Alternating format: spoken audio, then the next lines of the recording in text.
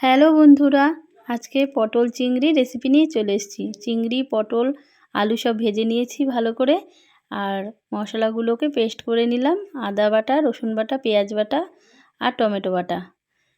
তারপর কড়াইতে ফোড়ন দিয়ে দিলাম জিরে আর তেজপাতা। তারপর মশলাগুলো দিয়ে ভালো করে কষিয়ে নিলাম।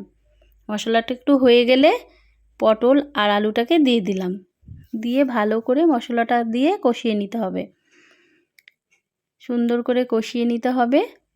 নিয়ে একটু নুন, সামান্য একটু মিষ্টি, জিরে গুঁড়ো, ধনে গুঁড়ো, লঙ্কা গুঁড়ো সব দিয়ে দিতে হবে।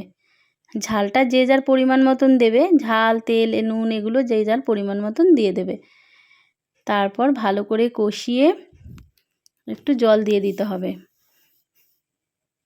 জল দিয়ে ভালো করে ফুটিয়ে নিতে হবে।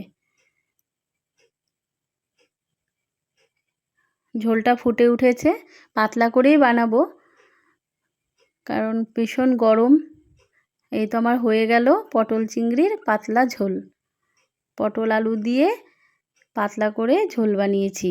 তো কে কে খেতে ভালোবাসো বন্ধুরা, কমেন্ট করে জানিও। আর আমার রেসিপিটা কেমন হয়েছে কমেন্ট করে জানিয়ে দিও।